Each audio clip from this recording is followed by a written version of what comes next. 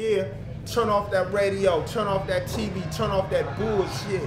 It's the comrades. M1 right here holding it down with my partner. Stick man. Yeah, and you doing it right now with Planet Urban. Dead Presidents.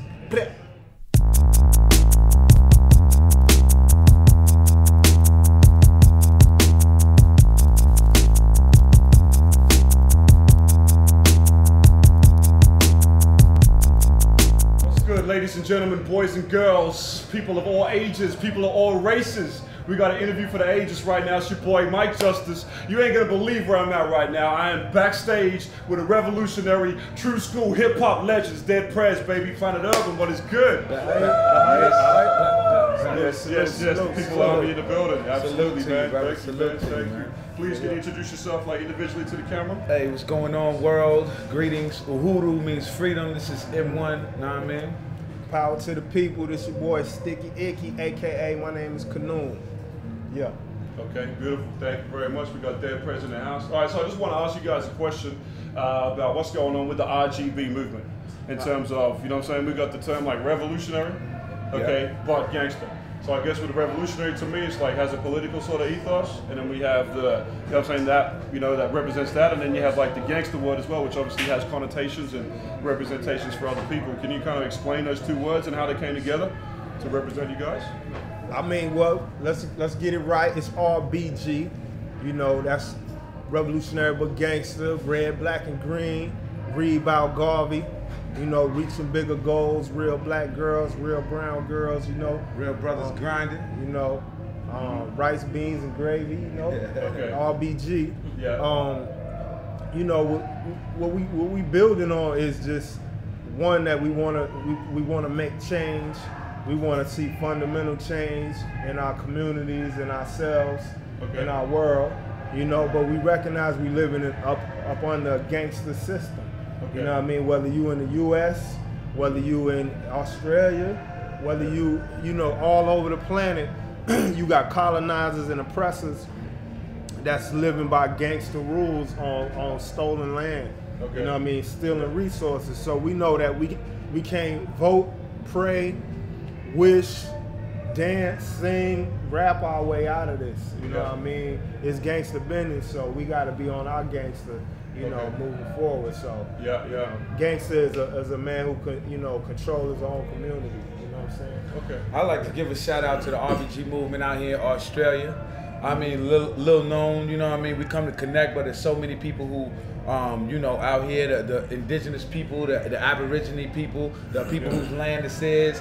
We on the brink of Invasion Day, and I like to give a shout out to everybody who's struggling on the same movement that we on, because we know we here, but on this particular continent, so that's what it is. I like to really recognize that being here. So, yeah, that's beautiful, man, for real. Yeah. Okay, that's dope. I feel that. Yeah, because I hear you on that as well, you know what I'm saying? Because in terms of the word of gangster, when you're looking at what's going on sort of internationally and locally in terms of politics, you know, it's like you could take so many examples from, for example, Iraq, you know what I'm saying? Iraq was just like, okay, well, we're going to come in with our own mandate and we're going to take this and we're going to take that and, you know what I'm saying, we're going to bomb some kids in the meantime and there's no shit you could do about it.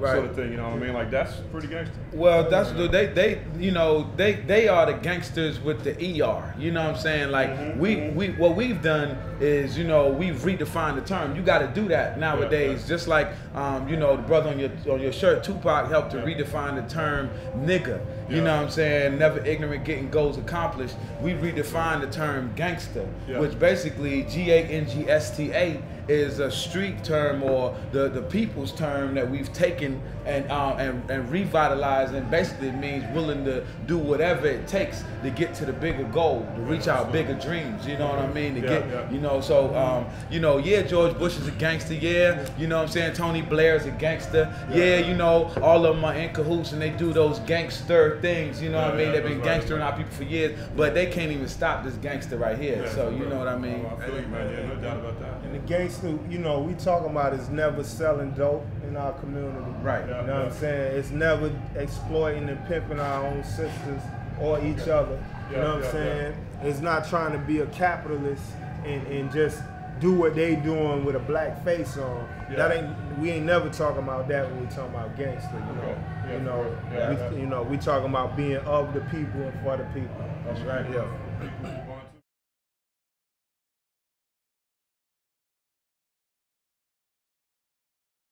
Yep. No doubt. So I guess you brothers have a lot of knowledge on a lot of different things that are going on around the world. And what I see, you know what I mean, is street kids, and as well as like people, you don't have to be street kid, but any people of all kind of levels and all kind of different, you know, races, cultures, creeds, sort of trying to put one-on-one together and come up with two, you know what I'm saying? Like in terms of news or media, like they may see a report and think, hey, there was no weapons of mass destruction. Right. In Iraq, like what's up with that? Or they may have heard the news about, you know, from back in the day about Vietnam or whatever. So in terms of like coming to sort of, you know, getting some kind of knowledge, what would you recommend, you know, for some kids coming up trying to actually find out, like to make sense of the madness that's going on here? Where would you say is a good starting point, you know, in terms of reading material, getting the knowledge on, getting hip to the game, you know? I think the best starting point is always yourself. You know, a lot of times we think we have to look outside ourselves to get information. You know, and we do have to each one teach one. You know what I mean? We have to learn from each other. We got to learn from history. We learn from dissecting the media and critically analyzing things. But without a foundation of your own self-knowledge, you know, your own experiences in your family, in your neighborhood, in your community, then all the book knowledge in the world ain't gonna really make no sense. It ain't gonna connect home. You know, so I encourage people to look around you. You know, look inside you. You know, build from there. Deal with your health. Learn about health.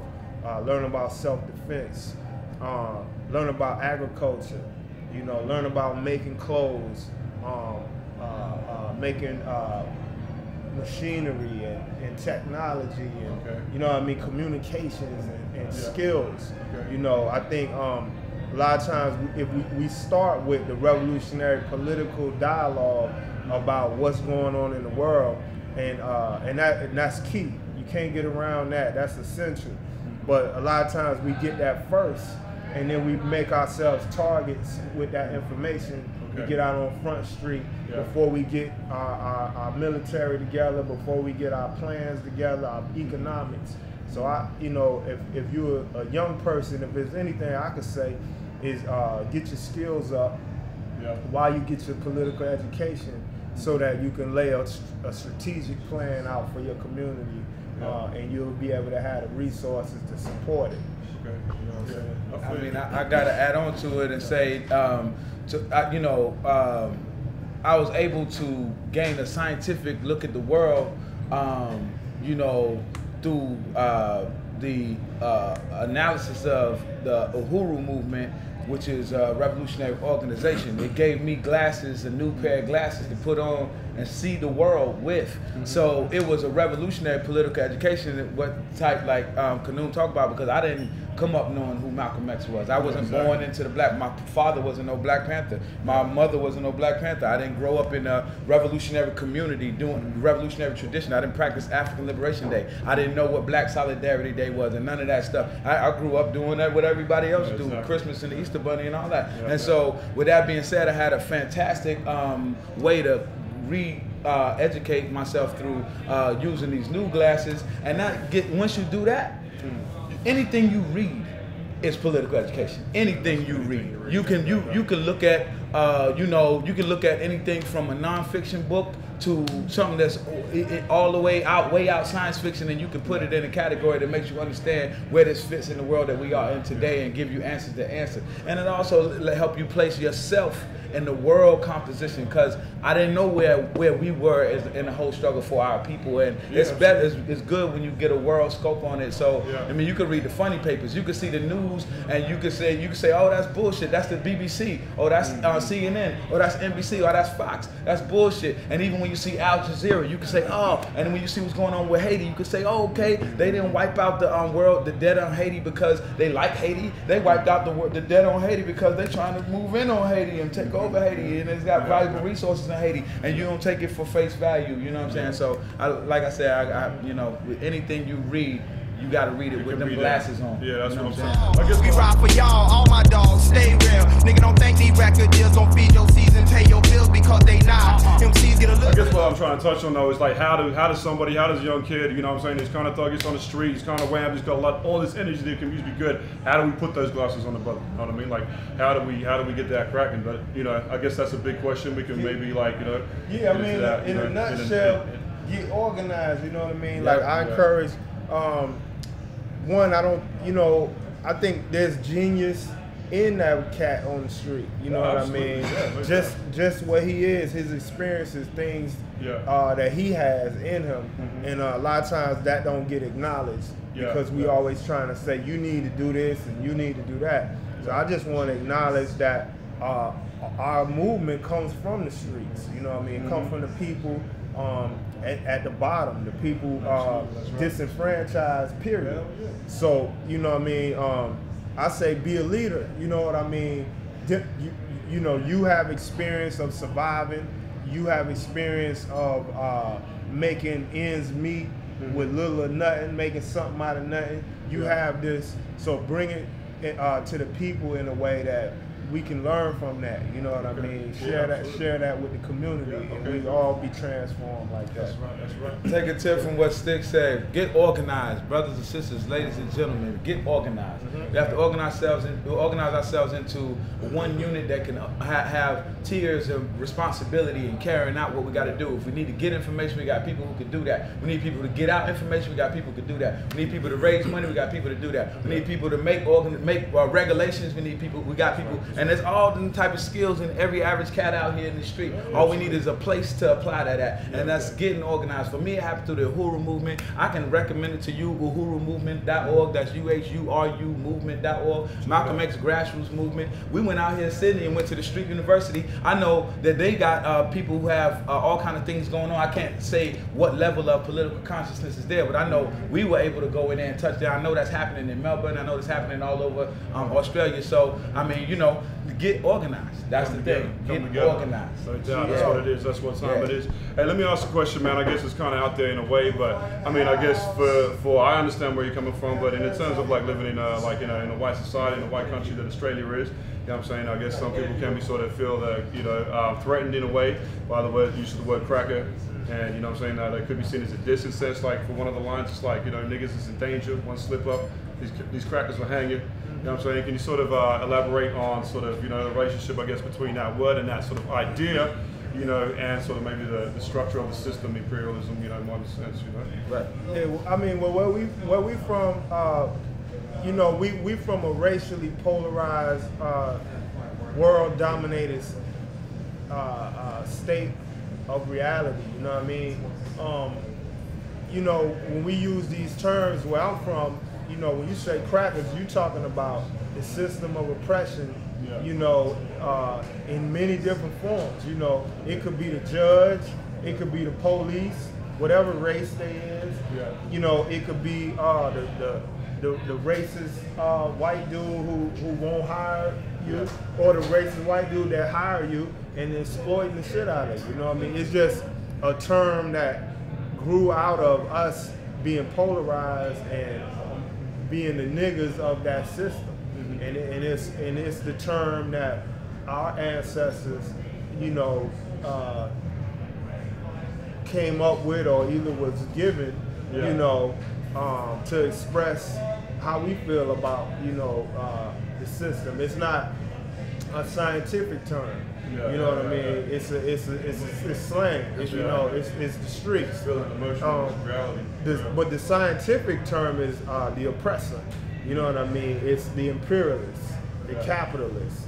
You know, and many different types of looking people fit in that category. You know what I'm saying? So to be clear, we live in a world that it's okay to say nigga 500 times a month on every record. Right? But when you say cracker, it's like, oh, is that racist?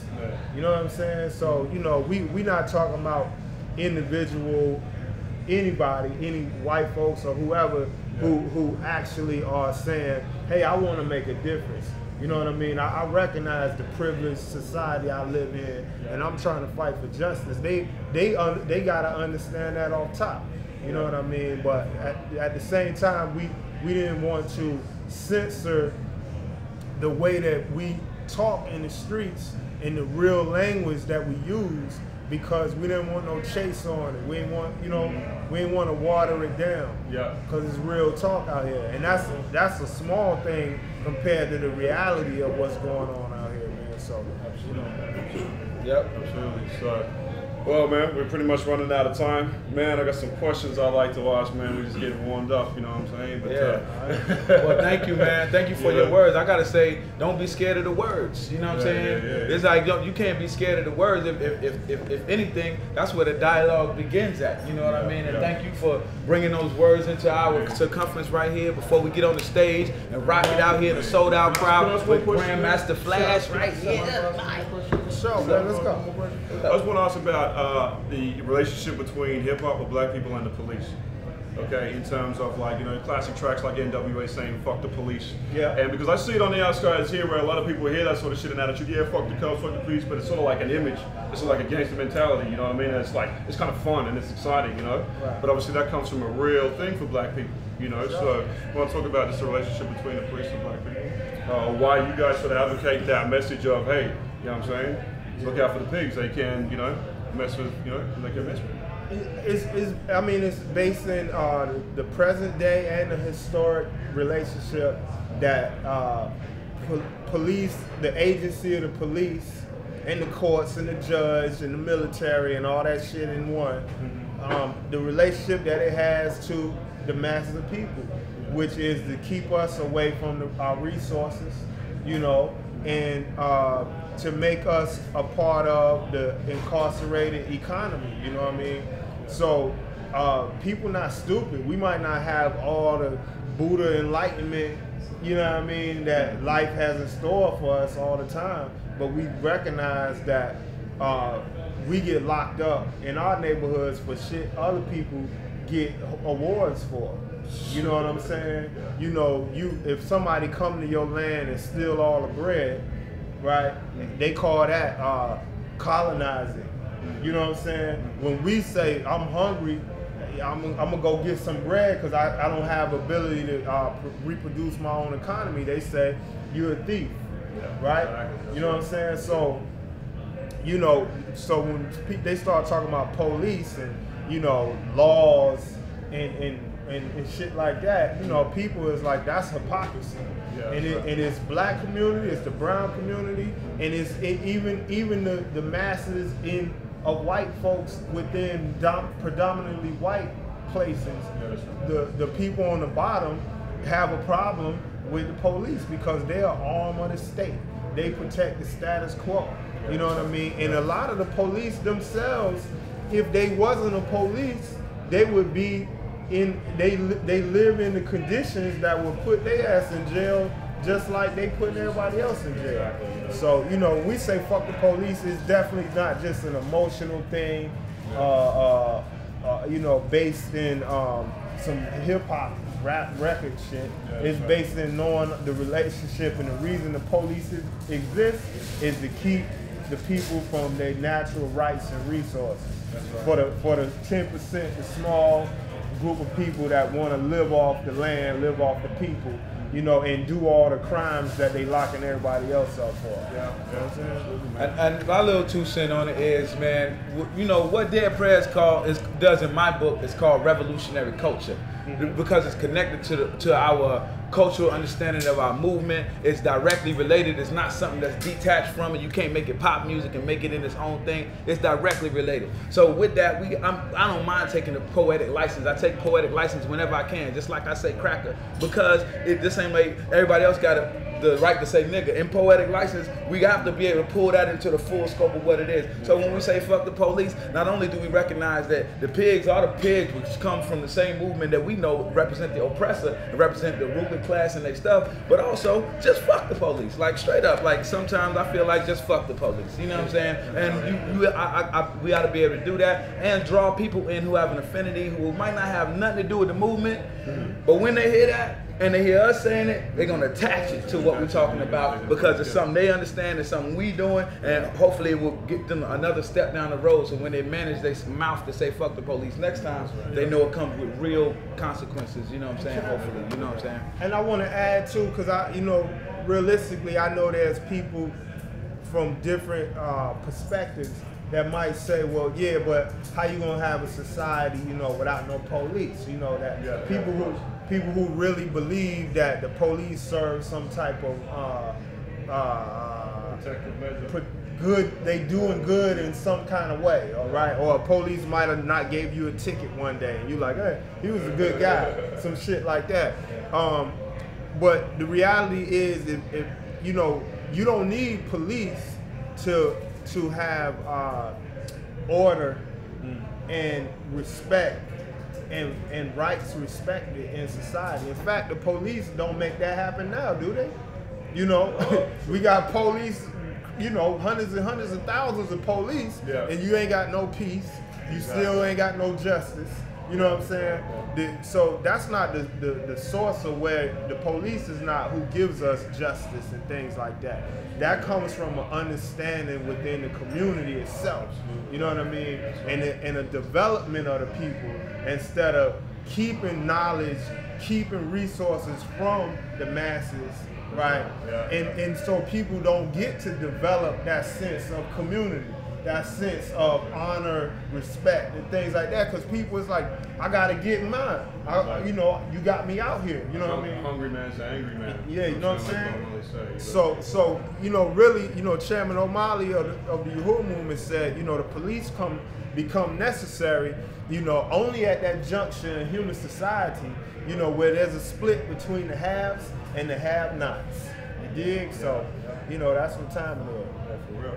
No doubt, man. All right, man. Well, hey, that's a wrap, man. I swear to God, I went out like 20 questions. It was all beautiful. We didn't really get to talk about any music, the independent hustle, the books that have come out, the next music. We ain't talking about it, but it's all love. It's beautiful. We got Dead Prez in Australia. You know what I'm saying? We waited a long time for this.